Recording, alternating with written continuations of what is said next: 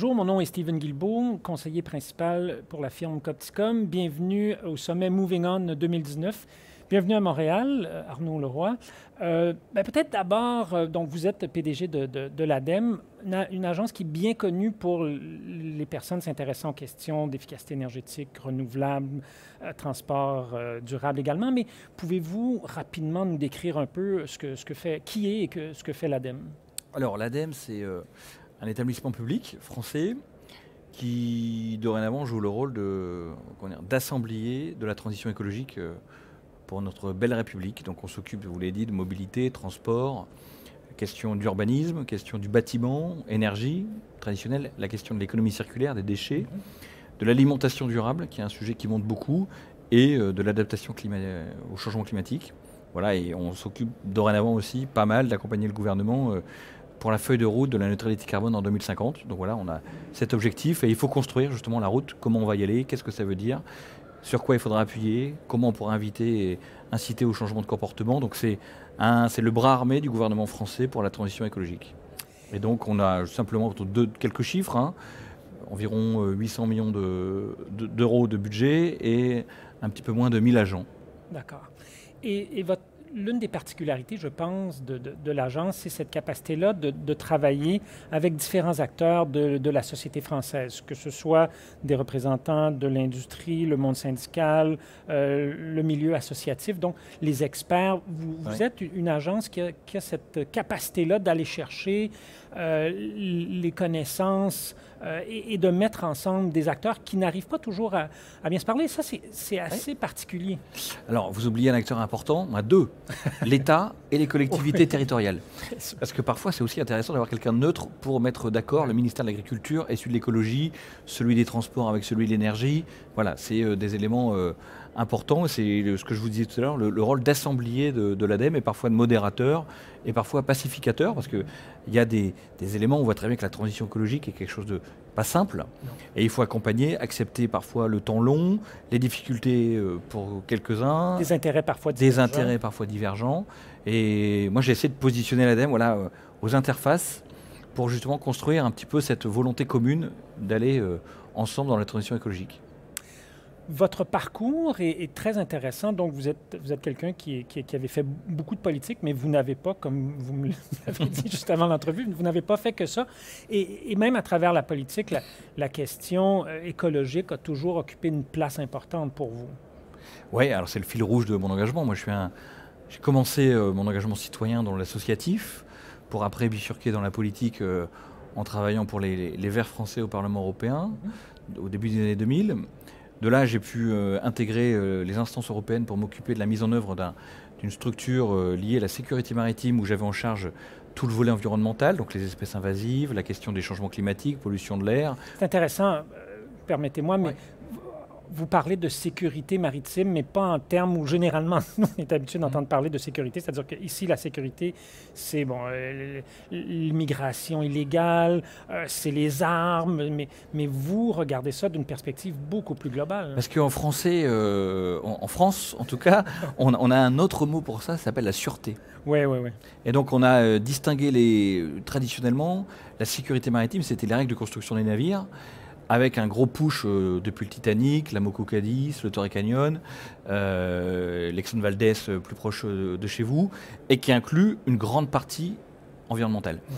Et comme c'est un secteur qui a été très en retard pendant très longtemps et qui reste un petit peu à la charrette, pour être tout à fait honnête, l'Europe s'est dotée d'un instrument unique pour l'ensemble des États membres pour pousser justement vers un shipping plus respectueux des hommes, parce qu'il y a la question sociale pour les marins, et de l'environnement. Et donc moi, c'était mon travail de mettre en place ces structures, et j'ai été élu après député à l'Assemblée nationale française, où je me suis occupé beaucoup de questions maritimes et d'environnement, parce qu'on a eu quelques grandes lois dans le quinquennat précédent, la loi sur la transition écologique et la croissance verte, transition énergétique, pardon, et une grande loi sur la biodiversité, donc avec l'intégration par exemple du préjudice écologique dans notre code civil. Donc on a modifié les régimes de responsabilité qu'on avait hérité depuis Napoléon, donc c'était un événement majeur pour les étudiants en droit et les anciens juristes comme moi. Mais donc voilà, et dorénavant à la tête de l'ADEME depuis un peu plus de 15 mois. Donc j'ai toujours eu ce fil rouge et j'espère pouvoir continuer. Je pense que le défi en tout cas, nous invite quand même à prendre ça très au sérieux et à être cohérent aussi. Je pense que c'est important, je pense que c'est un gage de crédibilité. En tout cas, c'est comme ça que je vois le regard qui est parfois porté sur mon parcours. Alors, vous n'êtes pas en politique présentement, donc vous l'avez été. Est-ce que plusieurs personnes se posent la question, est-ce que la politique peut être un vecteur de changement autour de cette question-là de la transition écologique, de la lutte au changement climatique? On a évidemment vu le débat de M. Hulot qui a fait beaucoup jaser les gens, comme on dit par ici. On a eu récemment, très près de nous, à Montréal, le départ d'un élu très populaire, très engagé sur la question environnementale, qui a quitté sensiblement pour les mêmes raisons que M. Hulot. Est-ce que la politique peut être un vecteur de changement sur ces questions-là? Moi je pense, parce que sinon je ne vois pas comment vous faites le changement de manière démocratique. Parce que la politique, en tout cas, on a la chance de vivre dans un régime où on choisit ses représentants.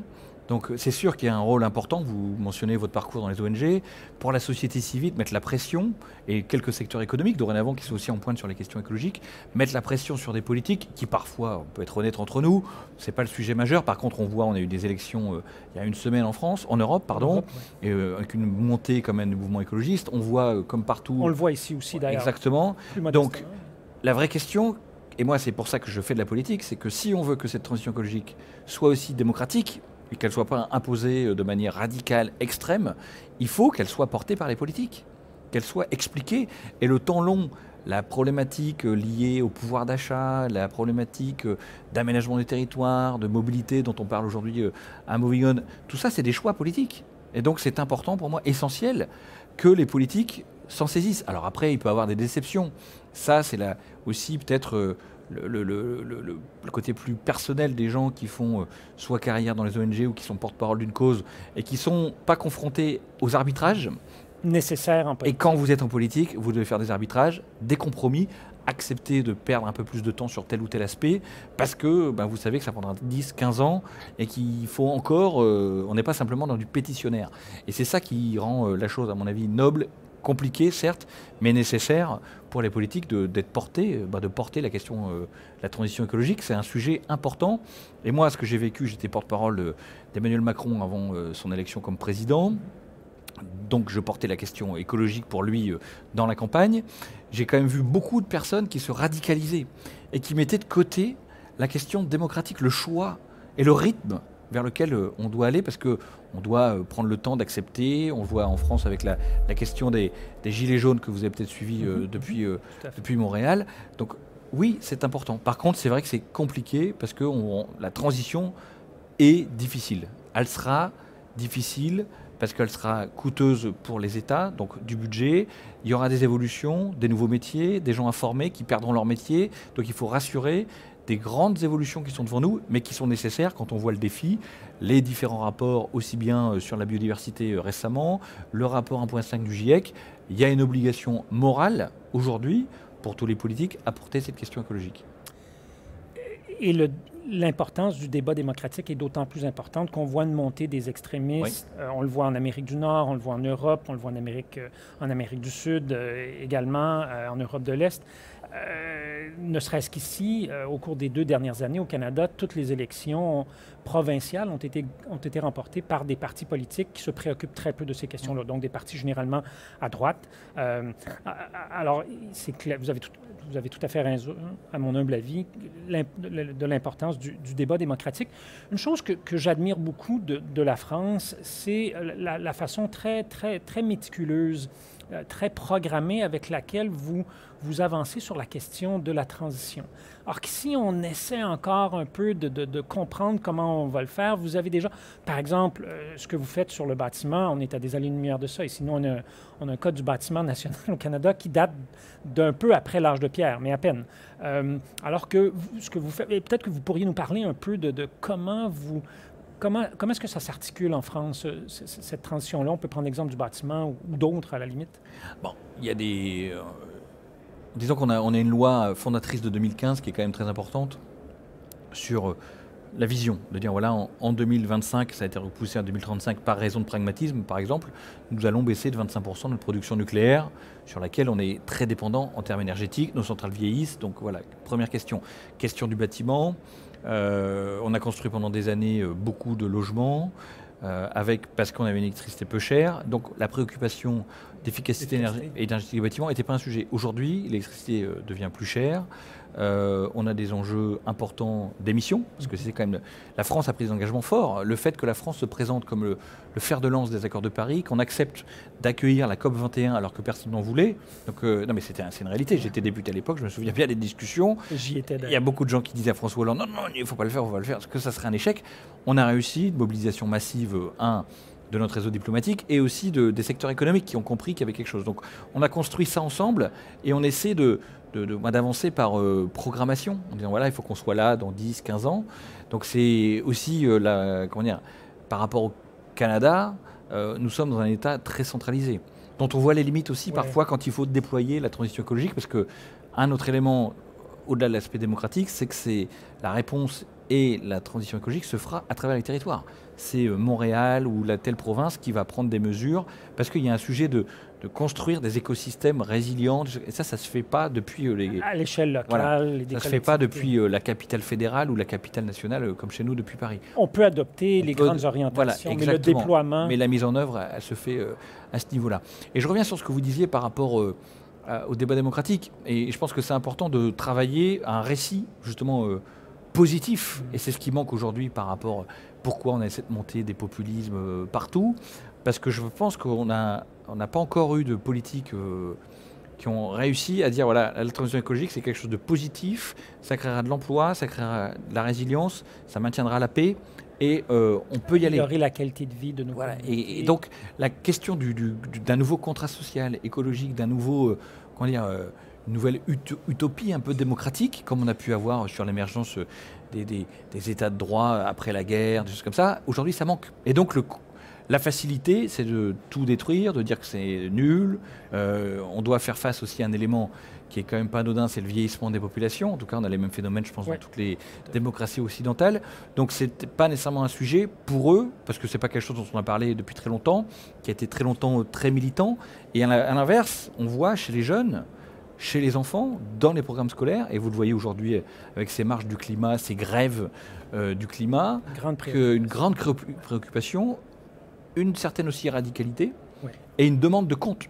Donc en termes d'éthique générationnelle, je pense qu'à un moment donné, notre génération, nous on est vraiment ceux qui sommes peut-être le trait d'union entre une génération pour qui ce n'était pas une préoccupation. Ça le devient parce que cette génération devient grands-parents, et donc leurs petits-enfants, les préoccupations de leurs petits-enfants, ils se rendent compte que c'est des choses sur lesquelles ils n'ont jamais discuté. La question de la mobilité, par exemple les grosses voitures, il fallait une grosse voiture, il fallait habiter à 45 km parce qu'on avait une grande maison, un grand jardin. Aujourd'hui, les mêmes sont les premiers à dire bon, on va peut-être rentrer vers plus le centre-ville parce qu'on veut accéder au théâtre et on voit très bien que si on veut avoir petits-enfants, c'est là qu'ils vivent, c'est là qu'ils veulent être. Donc voilà, on a des vrais sujets aussi d'évolution. Moi, je suis plutôt positif, je pense qu'il y a une vraie obligation de construction d'un projet politique autour de ça. Et d'un projet de société. Et d'un projet de société autour de la transition écologique, parce que c'est quelque chose qui irrigue la vie de tous les jours. On parlait tout à l'heure des missions de l'ADEME, l'alimentation, 3 fois par jour, vous êtes en capacité de faire un geste transition écologique. Voilà, et c'est pas quelque chose de... qu'est-ce que vous allez manger? Est-ce que vous allez prendre du quinoa qui a été génétiquement modifié ou non? De la viande rouge élevée par-ci, par-là? Des légumes de saison? Voilà, c'est des éléments très importants et qui conditionnent, il ne faut pas le nier, le maintien de la vie sur Terre. Il faut quand même qu'on... Et on le voit en France, comme on le voit au Québec, au Canada, la montée du secteur du biologique, par exemple, l'importance de plus en plus grandissante de l'achat local. Exactement. Et même de plus en plus des grandes chaînes d'épicerie, ici, là-bas comme ici, autour de la réutilisation des contenants, donc de réduire l'utilisation de produits. Et tout ça se faisant en dehors des circuits habituels, l'État n'y est pour rien. Donc il y a une organisation sociétale qui est en train de se faire, des volontés fortes de population et qui votent. Et aujourd'hui, et on le voit très bien dans les résultats des élections, donc c'est ces éléments-là qu'il faut aussi prendre en considération. Et je pense de construire ce vraiment modèle de société basé là-dessus. Et pour l'instant, il y a peut-être cette brique-là qui manque et qui fait qu'on n'arrive pas justement à emporter une majorité forte. Peut-être en terminant, vous êtes intéressé à un secteur de la mobilité dont on discute peu jusqu'à maintenant, celui de la mobilité dans le transport maritime. Et je me demande si vous pouviez nous éduquer un peu sur cette question-là. Il y a deux aspects. Un, Il y a l'aspect tourisme de masse. La France étant la première destination touristique à l'échelle mondiale, donc on nous a demandé de nous intéresser sur la question par rapport aux paquebots, qui sont aujourd'hui les plus grands pollueurs dans les villes par rapport aux SOx, aux NOx, donc à la qualité de l'air, un enjeu de santé publique majeur sur lesquels les populations riveraines sont de plus en plus sensibles. Sans compter les nuisances dues à 10 000 personnes ou 15 000 personnes quand il y a 3-4 paquebots en même temps. Donc ça, c'est un élément important. Et puis après, il y a la question de toutes les motorisations alternatives. Vous savez, dans les grands porte-conteneurs, on brûle en grande partie du fioul lourd, très chargé en soufre, qui est bon an mal an un déchet du processus de raffinage. Donc il y a des discussions pour passer à l'hydrogène, par exemple, des discussions pour passer au gaz, pour justement baisser ces questions d'émissions. Donc ça, c'est un élément important. Et au-delà de ça, il y a la question du commerce mondial. On voit très bien aujourd'hui que c'est devenu un élément important. Est-ce qu'on va avoir une baisse du trafic maritime à terme? Ce n'est pas ce que donnent les analystes et ce n'est pas ce qui va certainement se passer. Donc on a intérêt à verdir ce sang de la mondialisation, parce que ces navires sont de plus en plus gros, vont de plus en plus vite, voyagent de plus en plus, et donc on voit très bien qu'il y a un impact majeur. Et le verdissement, c'est aussi en lien avec l'océan. Donc s'assurer qu'on mette des produits beaucoup moins nocifs pour protéger les coques, qu'on fasse attention au bruit pour éviter les sujets de mammifères marins, des cétacés. Donc vous voyez, tout est lié, et ce que je vous disais tout à l'heure par rapport aux règles de sécurité, démantèlement des navires, parce que c'est un sujet très important pour le secteur du shipping.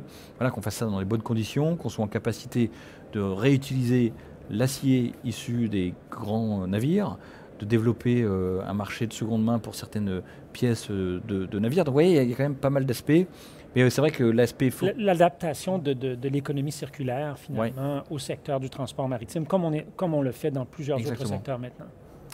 Voilà. Arnaud Leroy, nous aurions pu continuer cette conversation pendant très longtemps. Exactement. C'est très agréable.